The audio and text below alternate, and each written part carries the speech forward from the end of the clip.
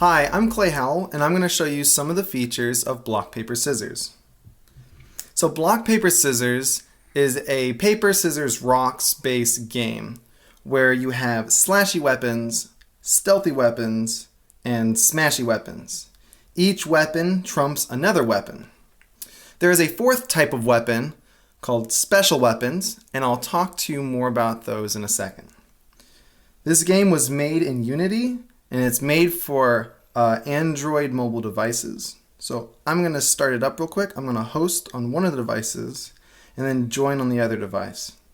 Once both players are ready, it'll automatically start the game. So this is the main screen for the game, and this is the first turn of the game. The game takes place where players build weapons on their grid and attack each other. The style of combat is very similar to paper, scissors, rock. If the player on the right makes a slashy weapon, it will beat the stealthy weapon of the player on the left, and so on as the triangle goes. So I'm going to make an example weapon real quick. This is a longsword. Whenever you completely make a weapon, it'll describe all the weapon's details up top. It'll say the weapon's name, the type of weapon it is, in this case the longsword is slashy, and the damage that it'll do. This weapon will do between 8 and 12 damage. If the weapon is not complete, it'll say invalid weapon at the top. As you saw when I was typing on the grid, different tiles would appear and disappear based on what weapons can still be made. So if I just touched on one part of the grid, it'll show all places that I can no longer touch to make a valid weapon. As I continue to touch more spots on the grid, the number of green spots goes away, and it keeps calling out for only what weapons are left to be able to be created. So if I keep typing, I can see that, oh, looks like this is probably the only weapon left, and there you go, it's the scythe.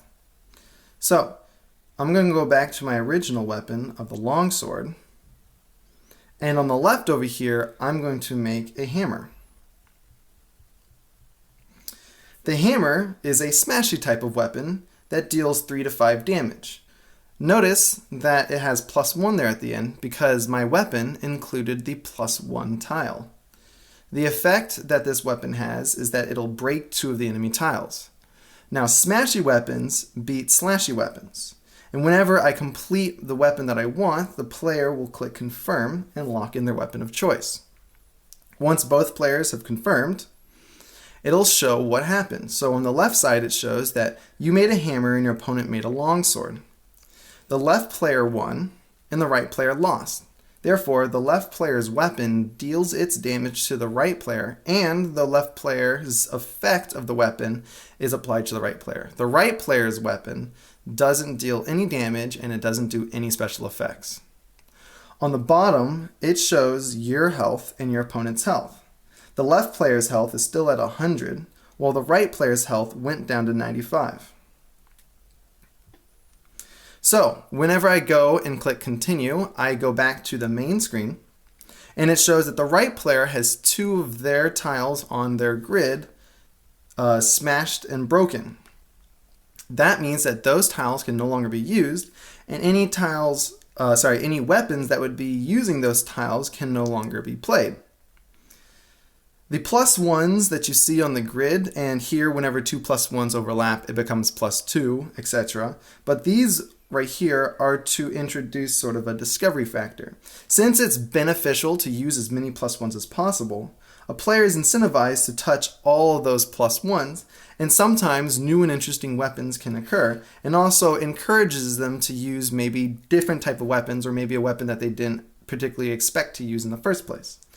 Since the type of weapon that you can make changes, and the grid tiles that you can still use is modified as you fill in different spaces, this lets a player explore different possibilities and sometimes discover new weapons that they may not have expected. Let's see. Lastly, I wanted to talk about special weapons. Special weapons, like for instance the pebble, will always tie with the opposing player no matter what weapon of type they make. So typically, two slashy weapons would attack each other and deal damage to each other and both use the effect. Special weapons are special because typically they don't deal that much damage, but they have a very cool effect. For instance, if you just tap in one spot, you get a pebble. A pebble will deal 1 damage, but its effect says that it will always deal 1 damage. Sorry, it'll always deal at least 1 damage. This specific special weapon is in the game because no matter what, you will always be able to use a pebble and like chuck a stone at your opponent to always be able to chip some damage away. And if two players were to verse each other and one of them, like the right player made a slashy weapon, the left one made a smashy weapon, the right player wouldn't be able to deal any damage at all. If your opponent is like down to 1 HP or you want to try to deal at least 1 damage, you will always be able to guarantee that you can deal 1 damage. So different special weapons have different special abilities and I guess another reason that I have the pebble is because whenever, as you can see, you can smash different tiles of the opponent's grid to make them no longer able to use them. It may become a strategy for a player to eliminate all of the tiles that the opponent has. Well, I've made it so that way you can only break it down to at most 1 tile left. So the player, no matter how damaged they are, will always be able to throw pebbles at their opponent.